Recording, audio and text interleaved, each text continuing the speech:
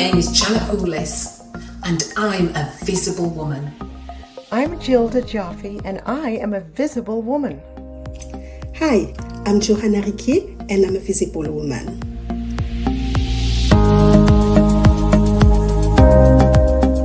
I'm Sharon Anaja, and I am a visible woman. Hi, I'm Petra Annabelle, and I'm a visible woman. Hi, I'm Lullaby Jude, and I am a visible woman.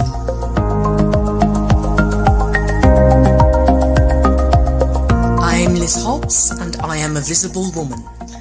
I'm Francie Jean Lewis, and I'm a visible woman. I am Stella Lieben, and I am a visible woman.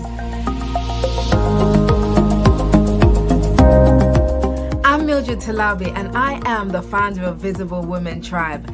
I would love for you to be a part of our community of businesswomen and female leaders who are committed to building a brand where they are seen, heard, and remembered for all the right reasons. Come and join us today. Embrace the sisterhood. Visit www.visiblewomentribe.com to register.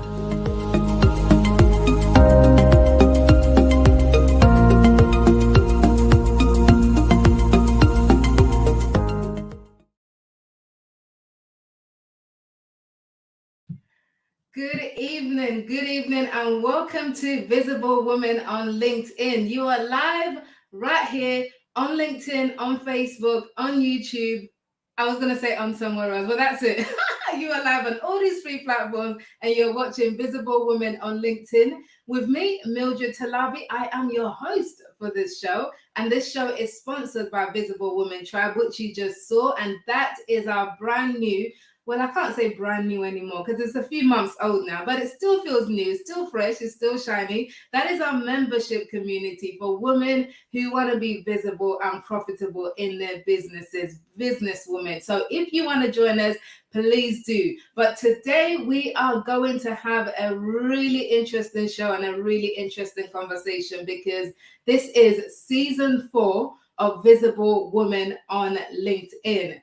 Now, if you are watching, I want you to say hello, like you do. Our usual crew, you know who you are. I want you to say hello. I want you to drop a hello in the comments, and I want you to let me know who you are and where you're watching from, because this show is all about inspiring women like you to do amazing things in your life, to continue to do amazing things in your life, because I believe we're all amazing and we all have great stories to share. And part of being visible is sharing our stories. Now, because these stories, they inspire other women to go for it, for when you're feeling down, you remember that episode with my guest today or one of my former guests, and you think, yes, that's going to help me along in this period of my life. So Visible Women on LinkedIn, the show is absolutely for any woman who wants to be inspired, encouraged, motivated, and learn some things about how to build your business, how to build your brand, how to share your story, and how to be visible on LinkedIn and beyond. So tonight, I'm going to have a fabulous guest, as always, to have a conversation with. But if you are watching, and you're watching on LinkedIn, you're watching on Facebook, on YouTube, wherever you're watching from, drop me a hello in the comments. I'd love to welcome you. Bethan is watching. Hi, Bethan. Always great to have you here. Liz is a veteran Visible Woman show audience member, and I love that you're here again, Liz. Awesome to have you here. So Bethan, that's wonderful. Bethan says I've been promoting your book today and I've written an article for you. That is wonderful. And the book she's referring to is my LinkedIn playbook, Start Being Visible. If you don't already have this, what are you waiting for? You need it. You need it in your life. You need it to learn how to build the foundations of a visible business right here on LinkedIn. So go and grab yourself a copy on Amazon or on my website, mildredtalabi.com/books. But okay, we are going to kick off the show. Because I am so excited. I'm so looking forward to speaking to my guest who I have with me this evening. D Bass. Hello, D Bass. Good to see you in the audience. Chris, we have missed you in these live sessions. Good to have you back with us, Chris. Awesome. Right. We are going to talk to my guest today. My guest today is an awesome woman, I like to, do a little bit of a drum roll before I bring them on. So one of the things that I love about being a coach, and if you don't know, my job is I'm a LinkedIn visibility coach. I help women, particularly female coaches, build visible and profitable brands right here on LinkedIn. Now, one of the things I love about this business is that I get to meet so many interesting women. I get to meet interesting women in my line of work, and one of those women is my guest tonight. Now, her name is Gilda Joffe. She is a former professional violinist. She had a 40-year career as a professional musician before she transitioned into coaching, and she is now a performance and mindset coach for women executives. So I want to get into that tonight. I don't know if you're like me, I'm super curious. When I met Gilda, before we started working together, I wanted to know about her life, traveling as a musician. So I want to get into all of that tonight, and I want to take you on this journey with me. So without further ado, as they say, please help me to welcome to the stage my guest for season 4, episode number 2 of Visible Woman on LinkedIn, Gilda Joffe. Hello, Gilda. Oh, hello there, Mildred. I'm so happy to be here. And I'm so happy for you to be here with us tonight. So where I always like to start, Gilda, is I want you to describe in your own words exactly what it is that you do today. Well, I help executive women to really get beyond the fears and the inhibitions that prevent them from moving forward in their careers. And this really has to do with all the things that executive women face. The imposter syndrome, the confidence aspects, communication, all the things that may cause difficulties for them in advancing and in their own mindsets, which can be very negative at times and prevent them from moving forwards. Okay, awesome. And we will unpack that, of course. We will absolutely unpack that. But let's take it back to the beginning, because I like to know the childhood stages. So Sure. Obviously, before you got into being, this coach that you are today, you had a very long career in music, but take us back to small Gilda. What did small Gilda, little Gilda, what did you want to be when you were small? But anyway. How tall are you? 5'3". Oh, we're the same height. Very important at 3/4. Exactly. We're the same height. That is awesome. Small people rock. Absolutely. So what did smaller Gilda want to be when you were growing up? Well, there's actually a direct line between what I did and what I'm doing. And it happened, I started the violin when I was 10 years old, which is rather late if you're going to be a professional musician. And I didn't exactly know I was going to be a professional musician. But I started with a very abusive teacher. I didn't know that at the time until I started. But he was abusive physically and mentally. And I studied with him for a good 7 years or so, not realizing that this wasn't normal, because as a child, you don't necessarily think that the adults are wrong. So I never told my parents, and I had 7 years of pretty much misery, but he was a rather well-known name. So I thought, if I'm going to get someplace, I need to study with this person, not realizing that the other aspects were not and shouldn't have been tolerable. So during the time that I studied the violin with him, I also became incredibly performance scared. I had tremendous performance anxiety because it was all tied up with him as a teacher. And I would just freeze and be more than nervous when I had to perform, to the point where it was nearly incapacitating. So that was my first introduction, in a sense, to performance anxiety, which didn't need to be there, but was created by someone whose personality was so huge for a little 10-year-old girl that I incorporated all those negative aspects within my own self and my own playing. So fast forward a little bit, and that carried over that mindset until my 20s, where I consistently, no matter how much I practiced, and I was practicing 4, 5, 6 hours a day, because that's what you need to do as a professional, like anything else. And I noticed that I was just failing everything. Every audition I took, I would not do my best. And this was demoralizing, to say the least, because I knew what I was capable of doing. But I also knew that this other persona of complete nervousness and breakdown was there ahead of me, so to speak, and not me, the real person out there performing. So I really just started reading every book I could get on the subject of mindset, and there weren't a lot at that time. This was in the early 80s. And I started to try to find people that could help me.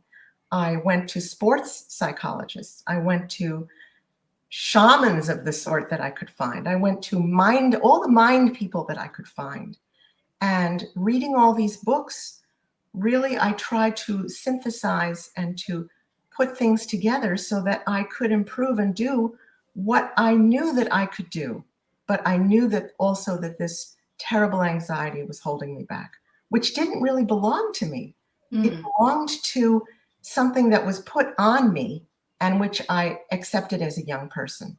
Can I ask you there? So, okay, so at 10 years old is obviously very young to make a decision like that. So your parents must have had an input in choosing your coach, your teacher. Is that correct? Yes, later on, after at the age of about 17, 18, 19, which is when I already became professional.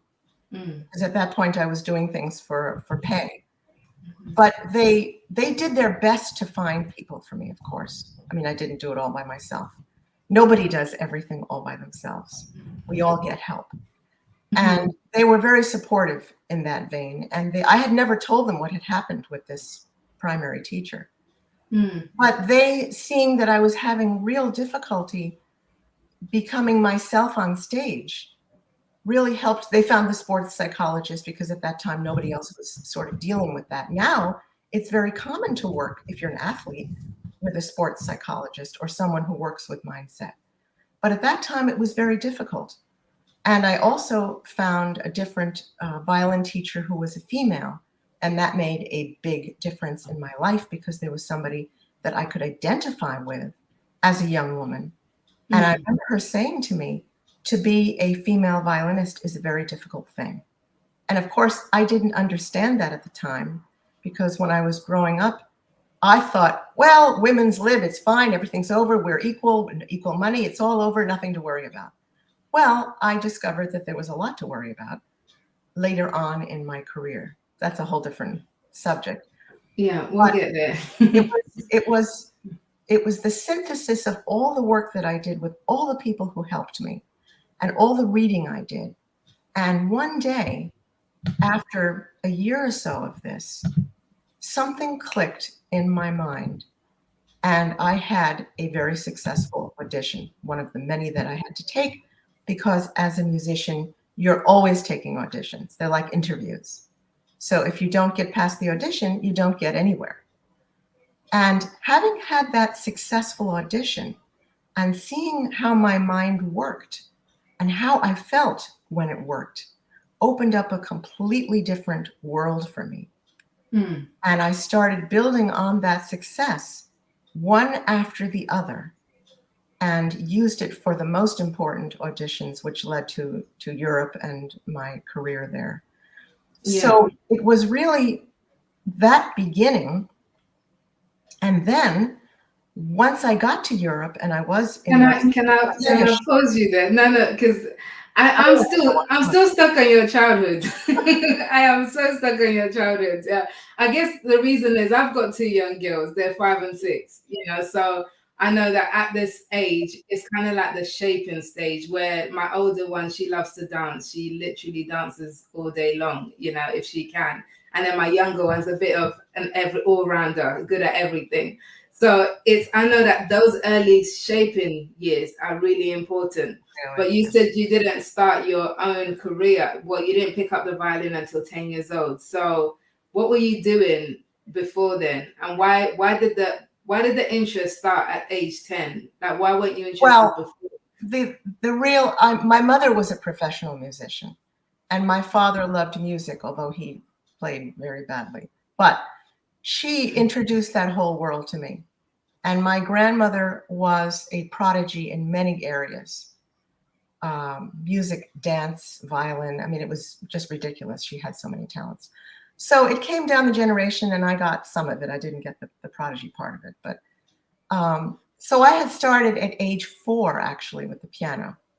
And that built up. And then I had taken a lot of dance. So like your daughter, I understand. I loved dance.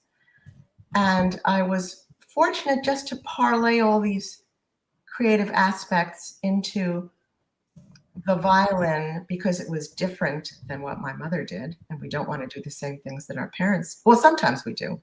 But being the mother-daughter thing and wanting to do something different, she was a singer. And so I became a future violinist. And I was very interested in it at that time.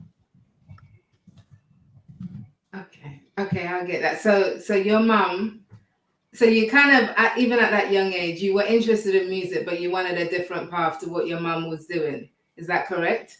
Absolutely, absolutely. Okay. So they were very supportive, but I also had to find my own way, and it was not going to be singing. Can you sing? I wouldn't want to do it in front of Francie. Francie's a wonderful, wonderful opera singer who will be also on this broadcast, I believe. So, yeah, she will. She will. Yeah. Okay, so that means you can. All right. So okay, so were you an only child, by the way? Sounds like you were. No, I have a brother, and he also is very musically gifted. He was he could play the piano. He played the oboe. He was a wonderful, I say was because he doesn't do it so much anymore, composer. So he just decided to go the scientific realm because my father was in the sciences. But we still share a lot of that together. So there's a language that we speak of music together, of understanding, even though he never became a professional. Okay. So music was all around you from the time you were young, basically. Absolutely. I used to play underneath the piano when my mother practiced. So I literally grew up with music surrounding me, and and my neurons were in a bath of sound. So I couldn't have escaped it if I wanted to, but fortunately I didn't want to. Oh, that's good. So did you have a good relationship with your parents then? I did. We had the usual teenage fracases. But generally speaking, yes, I did have a good relationship. There were some tussles in there, but they really were supportive of me wanting to go into music. And if I hadn't wanted to go into music, they would have supported whatever else I wanted to do as well. So I was very fortunate on that. There were no holds back on what a woman could do. My mother was extremely forward-oriented in that respect, and my father was very supportive. Okay, it's more going back to your 10-year-old self, and so you start this violin teacher training, and the guy is horrible. Like, why didn't you feel like you could tell your parents? I didn't. I felt that I could tell them, but I was a bit of a stubborn little girl, which I might add has been very helpful in my life. So not something to get rid of, depending on how you use it. I knew that I thought that he could teach me something. It turned out he wasn't a very good teacher. But he was a big name in a big position. And I thought, I need to learn from this person. And I will learn from this person. And I never cried in my lessons because I didn't want to give him the satisfaction of that. But I certainly felt like it. I really felt demoralized, scared, crushed, and kind of hopeless. But I still had this inner feeling that I could do it. And that, wherever it came from, I have no idea. That is what helped me my whole life. That inner core of knowing that he was wrong and I was right. And fortunately, I listened to it. Yeah. So do you think you would have, because 17, 18, 19, you said you started on the path to being a professional. Do you think you would have done that without that kind of training that you received from him? Absolutely. And I would have done it better. I would have done it without the terrible self-esteem issues on the violin, I would have done it with confidence. I would have done it in a much more free way and been able to express myself sooner as a musician and as a person, had it not been for somebody who was so completely damaging to a young person, to a young teenager, to a young female teenager, because he was extremely, he was a European with certain attitudes at that time that were not exactly feminist, let's say. Hmm. And then the industry as a whole, because I know you've mentioned this at other times, so it wasn't very female friendly. Is that correct at the time? Yes, it is correct. I remember very much at the age of even 22, I was playing a concert in Carnegie Hall, which was a wonderful experience, and I was so excited about it. And I was supposed to play within, there are two sections of violins. There's the first violin section and the second violin section. And I was supposed to play in the first violin section. And at the last minute, I was put into the second violin section. And I asked the conductor why this was so, who was also a colleague of mine and played the violin. And he said, and I'll never forget his words, he said, "Our investors want to see you in the back, or want to see women in the back with short skirts on." And my mouth just fell open because I had thought this was all gone. No, we don't have problems with this anymore. And I couldn't have been more wrong. That's just a small example of the what I faced as a young musician, 20, 21, 22. Mm. How did you handle that? Yeah, I can imagine. What did you do? How did you respond to that comment? How do you respond to a comment like that? At that time, I was so shocked, and it was the day of the performance, or close to the day of the performance. So I didn't say anything because at that time I was not as vocal as I am now. I didn't really open my mouth until my early 30s, so to speak. Now I would, of course, say something. It might not get me anywhere, but you can be sure that I would say something because nothing stops me from saying anything anymore. Of course, of course. Okay, so trying to follow your career path. So you trained with this guy for 7 years, and then about 17, 18, is that when you then went into, because I know you went to study at Juilliard School of Music, and that's pretty prestigious and hard to get into. Was that the next step? It was the next step. I didn't do, let's see, I did that 17, 18, 19. With a few side stops, I did an audition for Juilliard, and I got in there having worked very hard with my mindset because that was a very difficult audition. It had so much pressure attached to it because getting into a prestigious school, it's not just the name, it's the experiences that I hoped to have there and which I did have there. It was extremely high level. It was extremely high pressure. And I got a lot of good training in many ways. And there were also a lot of negative things in many ways because, like every other profession, the arts are not immune to politics, to divas, to all sorts of negative things which happen. It's not just, oh, you play the violin, how nice, which is how most people think about it. So the politics and the pressure were very high. And somehow I managed to survive that. And the way I managed to survive that also was because I found this female teacher outside of the school who helped me tremendously, not only emotionally, but on the violin as well. And so I give her the most credit for making me the musician that I became, and the least credit to the person that I studied with at the school. Although the school gave me many, many other advantages in terms of other musical advantages and learning, but not with the teacher that I had.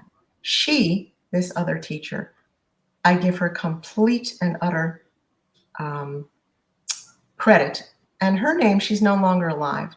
Her name was Barbara Krakauer, and her son, David Krakauer, who I knew very well, is now a very famous klezmer clarinetist. So it was a family also of music, and she felt like a second mother to me.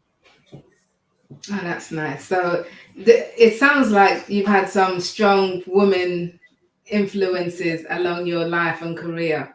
Is that right? I was very fortunate because if I hadn't had those female influences, I doubt that I would be where I am today, not only in my career as a violinist and even in the career that I'm in now, but simply as a developed woman, because they were the trailblazers. They were the ones that had the harder times and gave me the results of their travels, which is what I now try to do for others.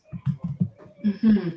Okay, so despite all of the politics and the pressure, you somehow managed to have a 40-year career in, was it 40 years in this field? A little bit less, because really it was about 10 years ago. I'll just take it from where I went to Europe. When I went to Europe and I was in some major orchestras, I began to see what was happening around me and noticed that the structure of the orchestral scene was very similar to business in a sense. There are the hierarchies. There are the CEOs who are the conductors. There are the managers who are the leaders of the section. There are the colleagues who can be difficult or not difficult. There are issues of self-esteem. There are issues of imposter syndrome, even if you practice 6-7 hours a day. All of the issues which one sees in business were directly applicable to my situation. So much so that at one point when I was thinking of just going for an MBA in arts management because I was interested in developing cultural programs, I wrote as my paper an analysis of how the music world and the orchestral world were absolutely similar to business.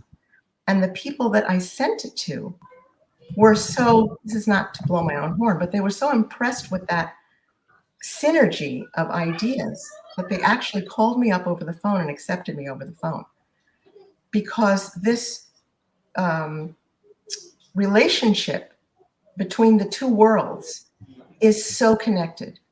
And all the problems that I saw in my own career were so directly applicable to the executive world. And when I began teaching and coaching, the first thing that I did for my adults was to work with them with their minds, because if you didn't work with their minds, you couldn't even get to the musical aspects. They were so blocked. So I spent a great deal of my time in my teaching in working with people who had no musical background, but we talked a lot about what was happening in their professional lives. They could be executives, they could be veterinarians, they could be doctors, they could be anything. But the problems of self-confidence, self-esteem, and all the other myriad problems which come up in business were things that I had seen and experienced myself. And as that developed, I realized that I was so interested in helping them get beyond what they were experiencing in their work.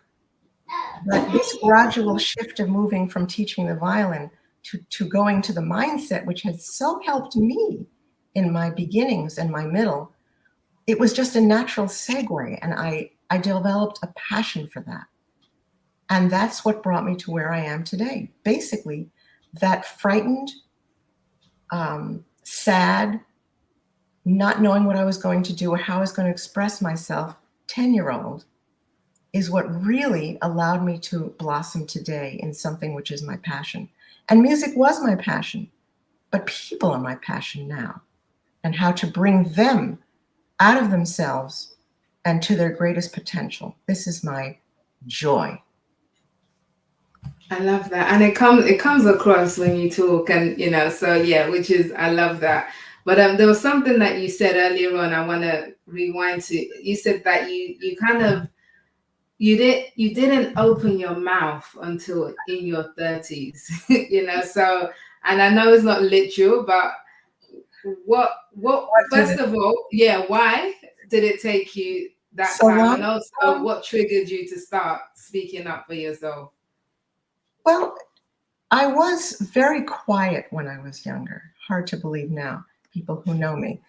But I was pretty much an introvert, a very big or small introvert. And I was somebody who always watched situations and analyzed them and took in information and didn't give out a lot of information. Maybe it's a Scorpio thing. I don't know. I'm a Scorpio. But there came a time when I just saw too many people around me, my colleagues, in pain. And I knew myself that I could do something about it for them. And so I started talking and I started trying to help them. And this was more important than any shyness that I felt or any introversion. It was more important to release them. It was just the key. It was the key to my own quietness, was being able to open somebody else. Because by opening them, I was opening myself. So it was a dual conversion, so to speak, if that makes any sense at all. Okay. That really was. Yeah. No, it does. It does. So there wasn't one specific incident that was like, right, that's it, I have to start speaking up. It was just more a gradual process for you. Yes, it was just really seeing everybody go through what I had gone through and not wanting everybody to have to go through what I went through, to sort of skip over a number of steps until they could get to the place where things could be resolved or solved or dealt with in a more productive way. I didn't want people to have to just go through all that self-infliction and bad feelings and held back potential and feeling that they couldn't go forward when I absolutely knew, I could just see it like an aura around them, what they could accomplish. And I was determined to make that happen. Okay, no, that makes sense. That absolutely does. So I have like a fascination with top performers in all fields. And a lot of the podcasts that I listen to are high performers, and especially in sports and music, and just the way people's mind work when they're top performers really fascinates me. So as a top performer, in the field of music, as you were, and one of the things that I've learned about top performers is that they often have to sacrifice something along the way to get to be the best. So what did you have to sacrifice? What was what died at the altar for you? I sacrificed pretty much all my teenage relationships because it requires a lot of time, just physical time, like any athlete, like the gymnasts at the Olympics, musicians and dancers and other people who use their hands or their bodies.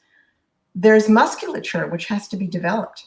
And if you don't develop that at a young age, even if it's just your hands, you can't develop it to the extent that you can when you're younger. So I had to spend 4, 5, 6 hours a day practicing. That's a lot on top of school and all the other requirements. So I didn't have a lot of friends that I would go to. I did go to Saturday conservatory and music related things, but I didn't have a great teenage life. I would say I didn't have any teenage life, but I've never regretted it because what I put into it, I got out of it. And I'm still getting that out of it. And it has helped me to go profoundly within myself in order to bring up my best self, in order to give it to somebody else. So the work I'm doing on myself, or all those years, all those hours, has given me fodder and an emotional vocabulary to help others. So everything I've done, everything from the 3,000 fairy tales that I read, which I use as analogies all the time, has helped me to pierce people's psyche and let out the light which has been in the darkness for them. I'm getting very flowery here, but I'm thinking of a fairy tale actually when I said that. So the sacrifice was worth it for me. Okay. So the sacrifice was basically your social life, Yeah. Social life. But personally, I didn't think of it so much as a sacrifice because I was looking way ahead and I had a goal and I wanted to achieve that goal, and I'm very goal oriented. So it helped being that way. I didn't really feel it as a sacrifice where somebody else might have, and it's understandable because we're all different. Of course.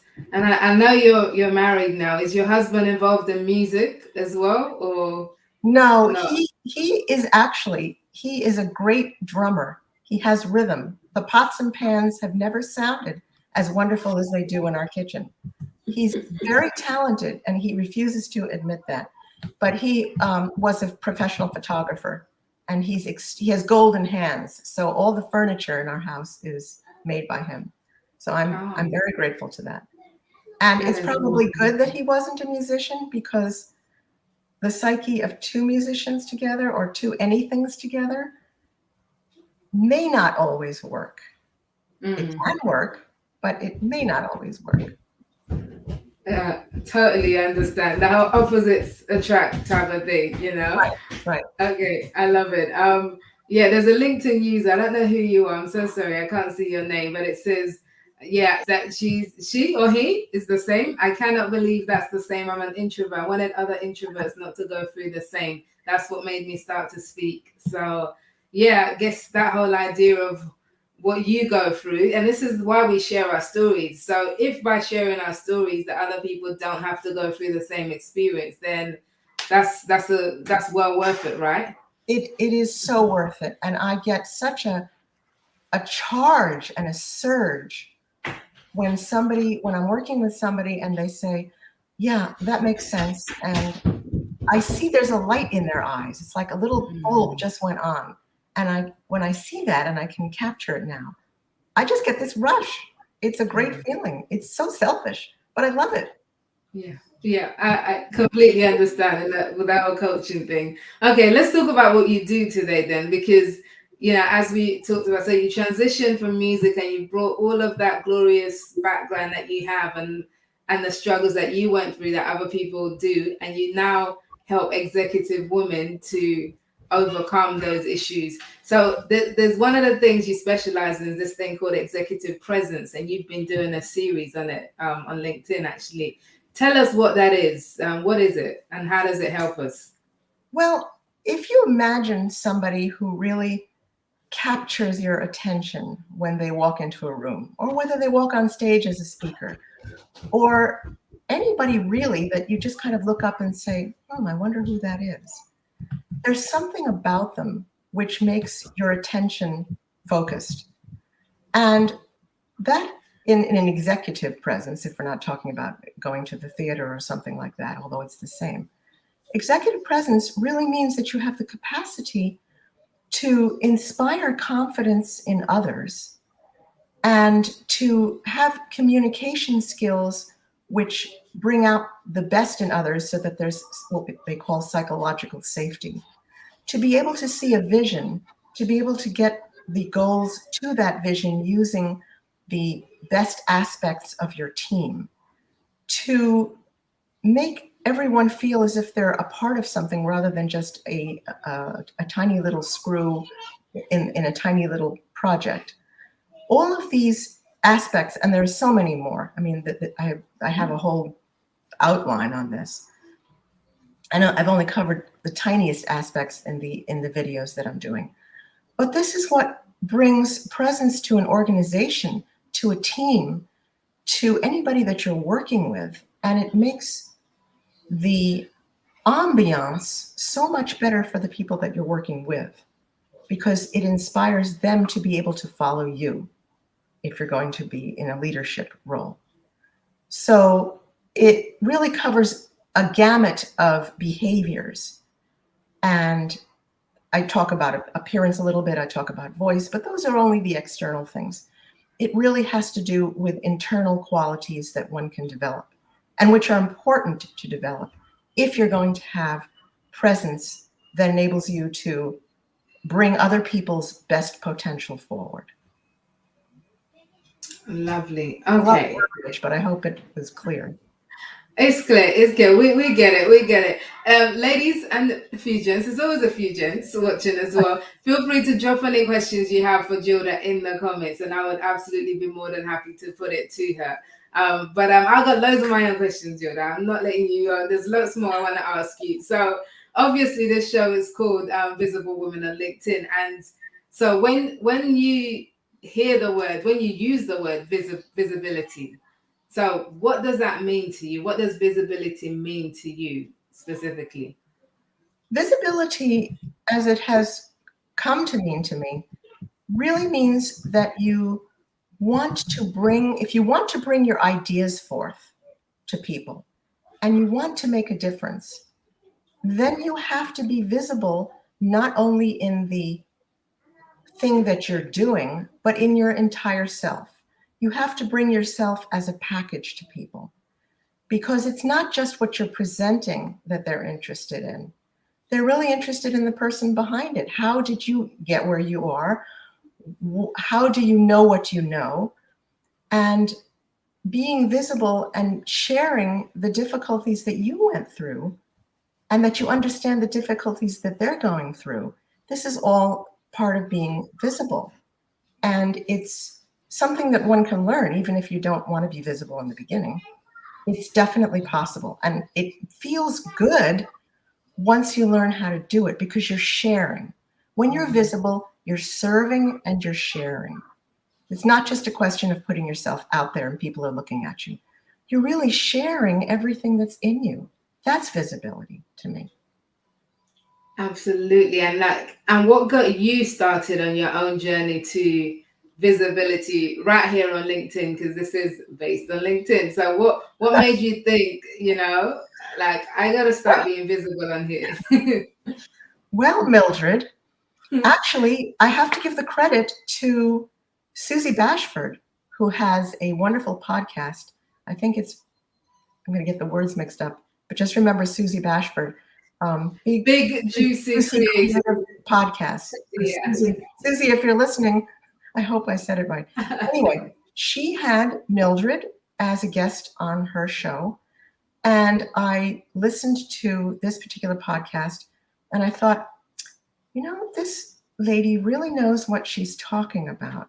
But not only that, because there are many people who know what they're talking about, but she sounds, and this is not flattery at all, this is just how I was thinking.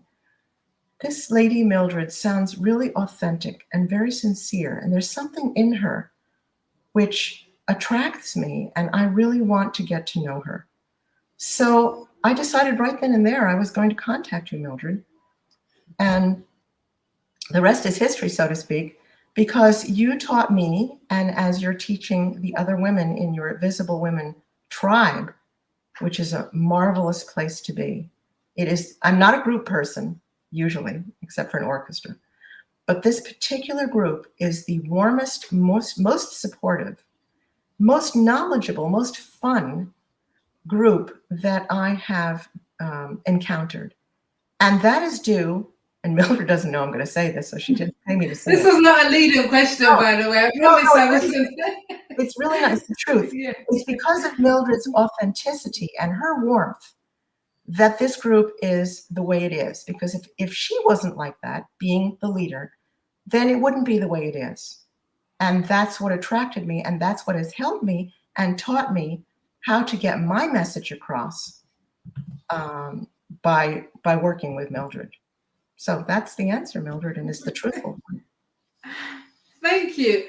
Honestly, I was not trying to lead with that question. I didn't even realize you were going there. So thank you for going there. The truth is the truth. That's it.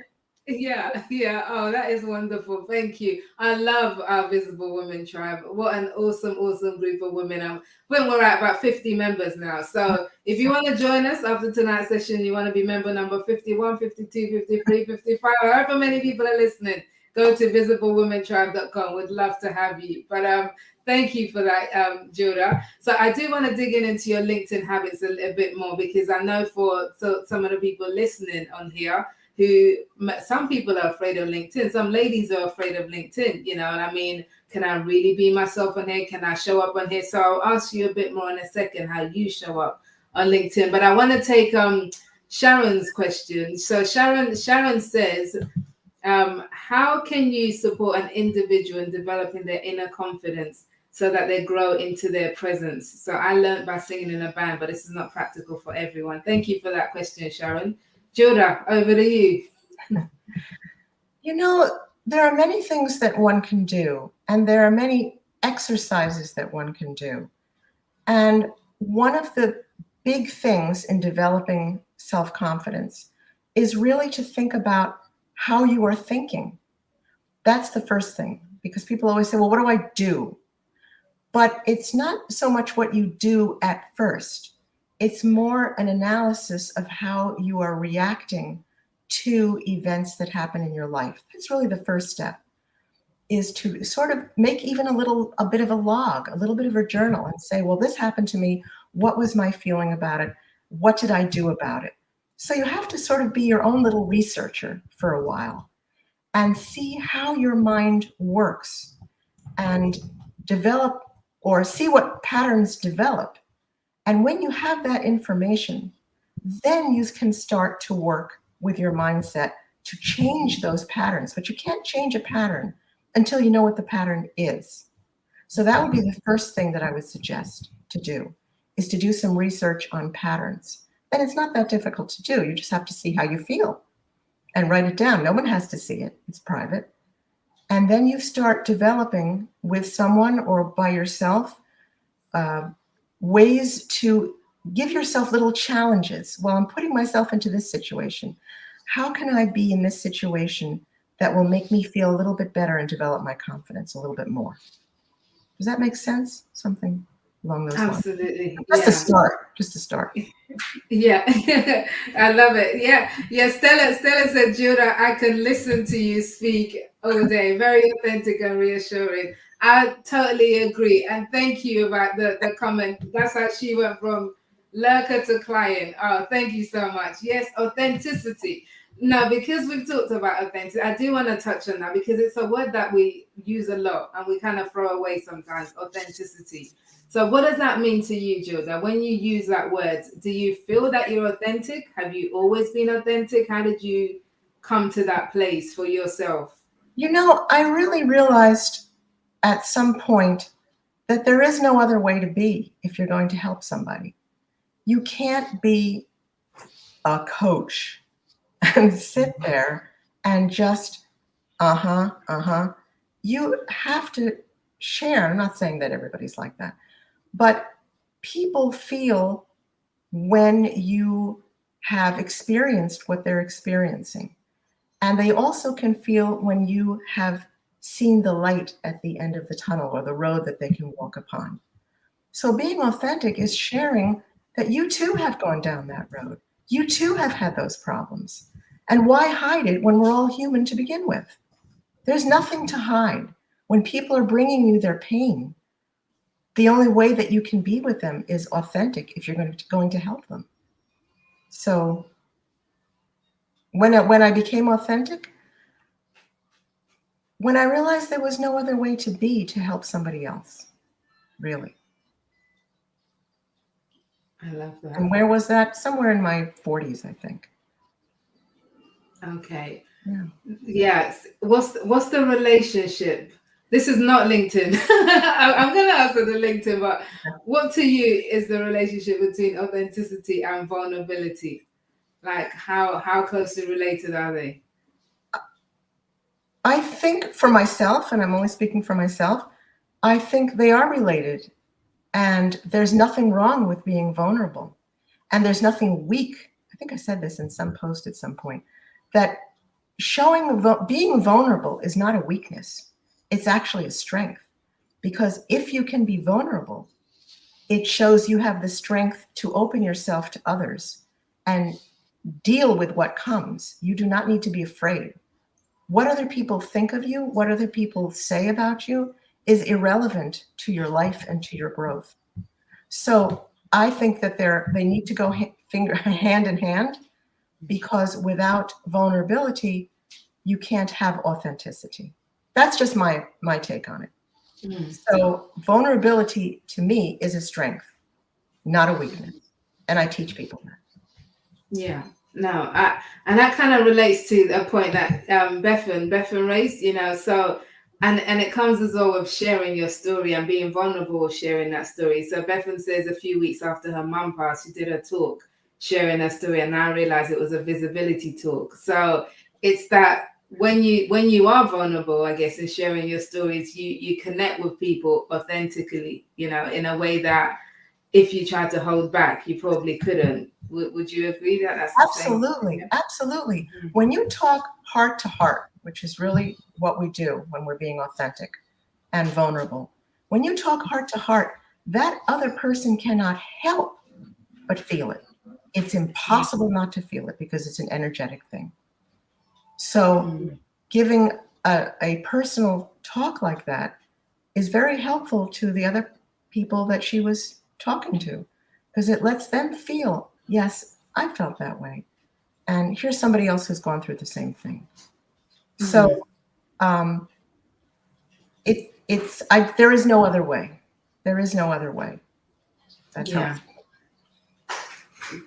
Love it. Okay. So how do you show that on LinkedIn, Gilda, yourself? So how do you tell us the practical aspects of how you show up on LinkedIn as yourself, and how do you post? How do you engage? I mean, what's your strategy? I try to be in my posts and my comments. I really try to say nicely when I have something very discordant to say. But I really try to say what I mean and to say what I think. So I don't pussyfoot around things. And that's one thing. I have to be authentic in what I say, because if I'm not authentic in how I'm expressing it or what I say, then I'm not being authentic. So I do try to post a lot on issues that are important to me and to say what I mean. And with the posts that I put on as subject matter, I put up posts that I think other women will have trouble articulating, perhaps, or that they are afraid to talk about.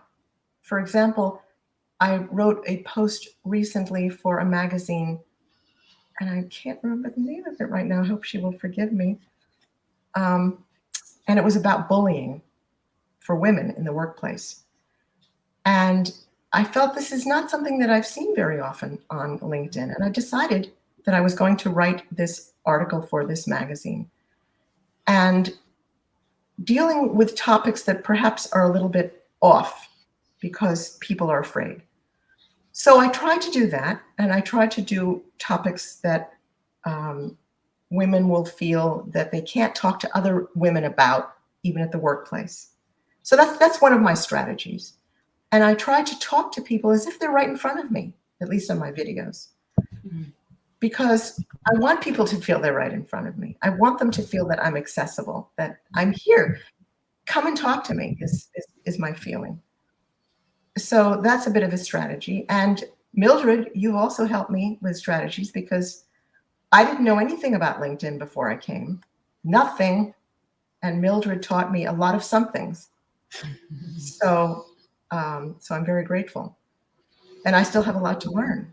But being visible and knowing how to present yourself is what I learned from Mildred, plus my own personality and what I bring to it.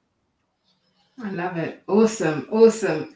Okay, so we're rounding up. I know you have a book, and I don't think many people know that you have this book. It hasn't come out yet. It's coming out in November. It's called Dancing with Your Muse. Dancing with Your Muse. Dancing with Your Muse. Dancing with Your Muse. So it's coming out in September, hotly anticipated. So tell us about this book. Tell us all about it. Well, I had this book rolling around in me for a couple of years. And when COVID hit and we were all at home, I thought to myself, if I don't do this now, it's not going to happen. So during COVID, I really poured myself and my creative experiences and working with other creatives into this book, which is a series of about 30 essays dealing with all the fears and anxieties that creatives have, whether they are a creative in the arts or whether they are professionals in an executive situation where they have a presentation to give. But all of the fears which hold us back, pretty much each chapter has a name and a title of something where you might say, yes, I felt that, or how can I get beyond this?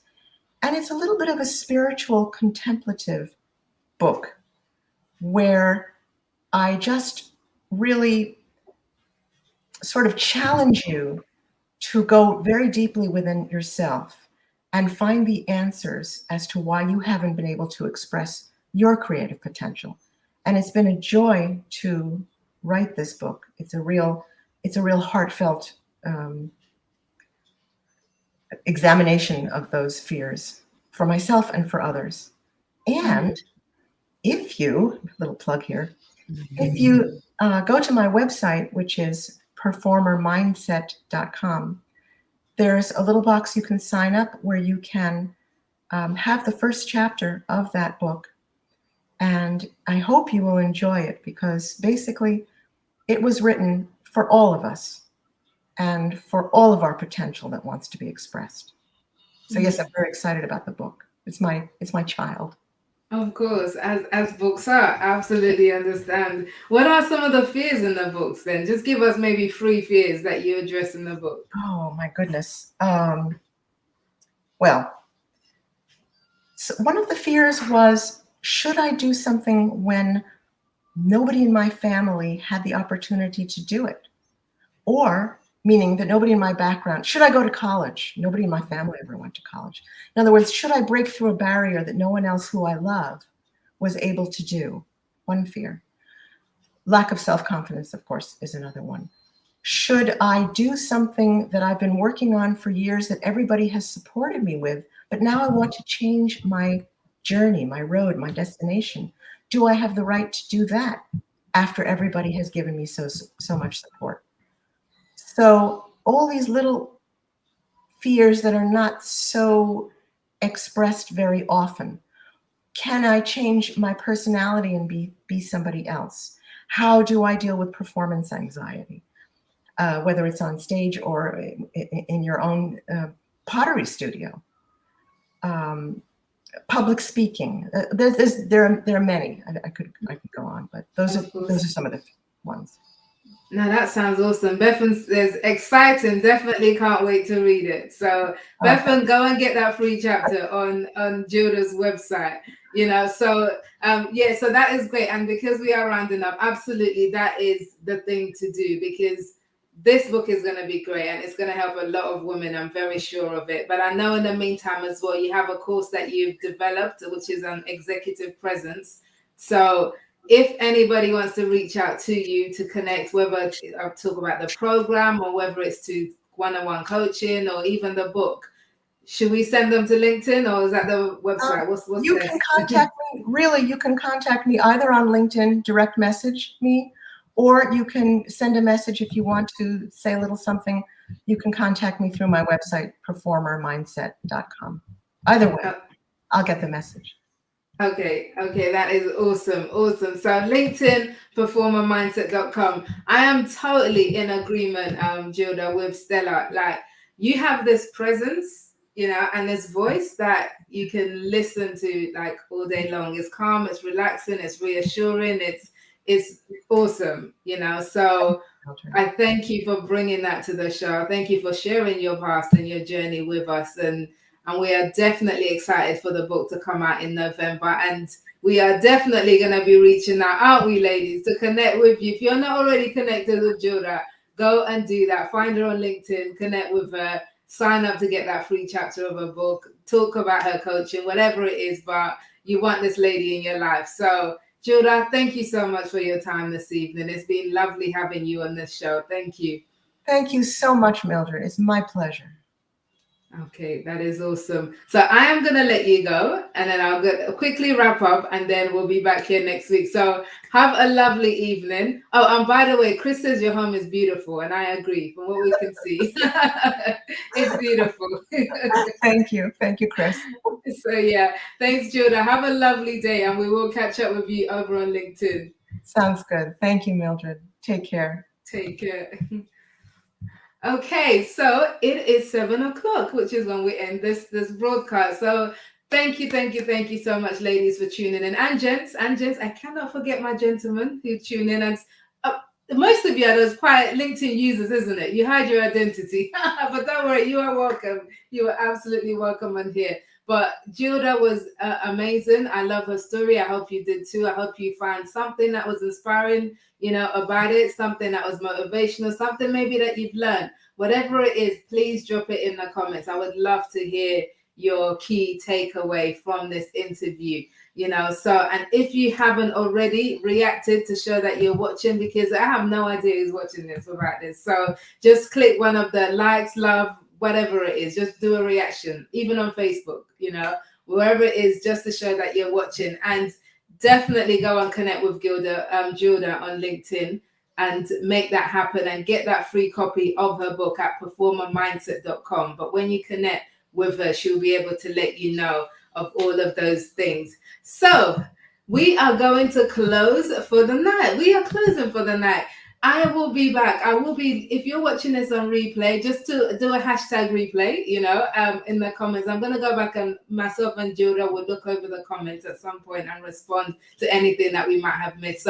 But I want to thank you so much for giving up your Thursday evening to be here with us. And I want to invite you to come back here next Thursday. So Thursday, the 19th of August, that's the next episode, exactly the same time, 6 p.m. BST. I'm going to have my third guest on this season, and I want you there on the other side. And if you know anybody who needs some inspiration, who needs to connect with these awesome women on LinkedIn, come tell them about the show. Tell them about Visible Women on LinkedIn, and bring yourself and your friends next week. And I will see you back here next Thursday at 6 p.m. Thank you so much. Have a lovely night or morning, depending on what time it is, wherever you are. And I will see you here next Thursday. Take care.